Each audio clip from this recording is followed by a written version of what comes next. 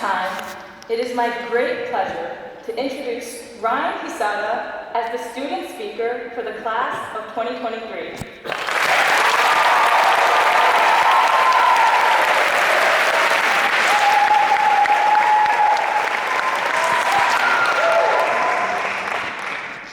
Parents, teachers, faculty, especially students, you know what to do.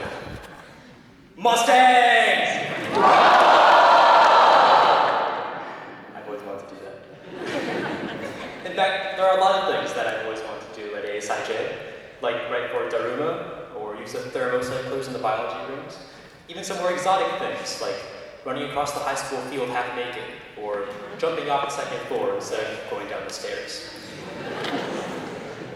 But I'm not just saying this to be a little wistful in our last hour as seniors. I truly believe that as the class of 23, more than anything, we made things look fun.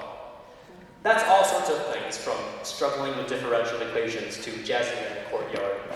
I mean, if the number of times we left class to watch the game counted as unexcused absences, most of us would not be graduating to it. In fact, some of us were so patriotic, we left class to watch the debate finals. If that isn't Mustang spirit, I don't know what it is. The point is that, as a class, we were involved in our school and in making our school culture fun. This is especially true of our music. I think it's undeniable that our class has some of the most talented musicians that ASIJ has seen. We dominated.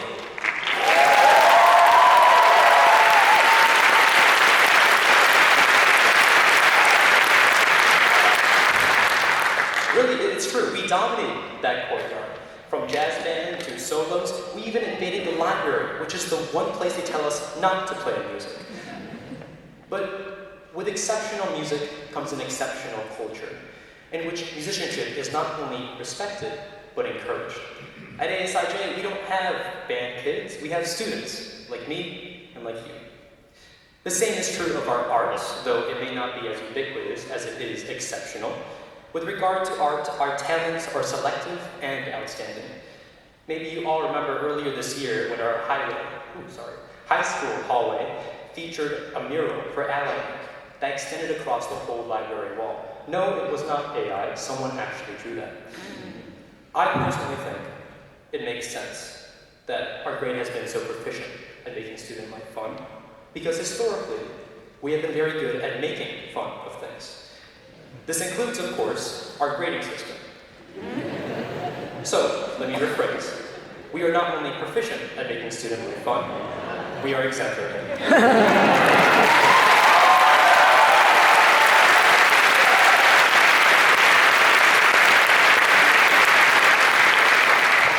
But on a more serious note, we are the first class to have truly outlived COVID. 2-3 years ago, all the comforts of in-person activities turned into the awkwardness of online ones. As a class, we had to navigate a new way of creating fun. And that wasn't easy. I'm sure many of you still remember taking selfies at home for downward dogs for 10th grade PE. I think I speak for most when I say, never again. So, of course, we yearn for the return of in-person activities, but in the meantime, we made online fun. Like in those breakout rooms. It's true, it wasn't always awesome. Sometimes you'd be the only one with your camera on, having to decide whether to turn it on to fit in or to keep it off because you've already done for too long. Anyways, other times, you'd be in a small group where you'd be laughing so hard you had to mute yourself. And that, I think, is an amazing memory we all share in common. Though, I'd be remiss to talk only about the entertaining memories of our class, because part of fun is engagement, and engagement entails a degree of seriousness. One particular characteristic of our grade is that we are unusually politically active. Looking at our 4 years, this makes a lot of sense. In freshman year, we watched the Black Lives Matter movement grow into a global phenomenon. In sophomore year, we witnessed an attack on the Capitol and the rise of mass shootings, and with no closure, our junior year featured one of the most impactful reversals of women's rights in recent history. More than most others, our grade experienced high school under calamitous political developments.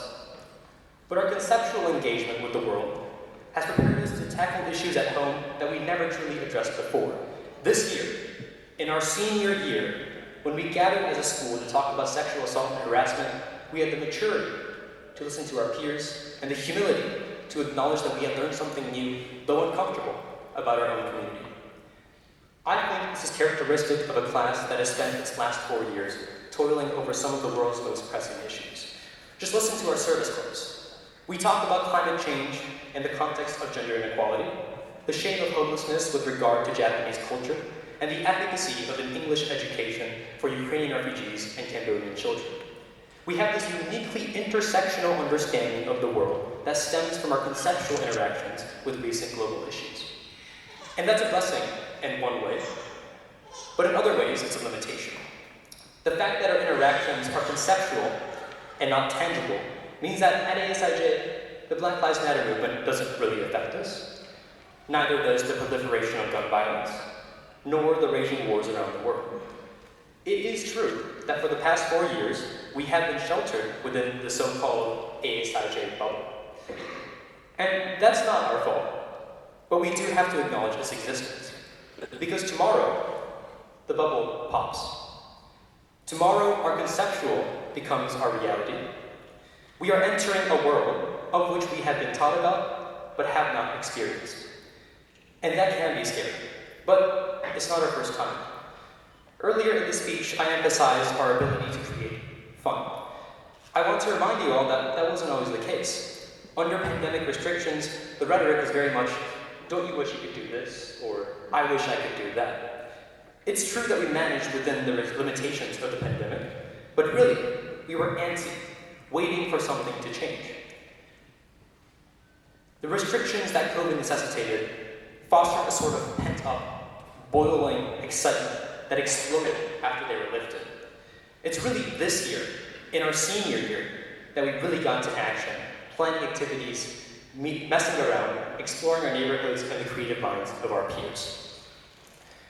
That excitement we had for our post-COVID ASIJ, I want us to have that for our post-ASIJ futures. We should think of our bubble popping not as some inevitable event to be feared, but as one final restriction that has at last been lifted. Dear Class of 23, we have learned too much and are far too talented not to shape the world in some meaningful manner. Whether that's music, art, activism, service, mathematics, science, sports, and yes, even finance, we will have fun in whatever we set out to do. Think of the world as your canvas and fun as your paintbrush. Let's paint the world black and gold. Thank you.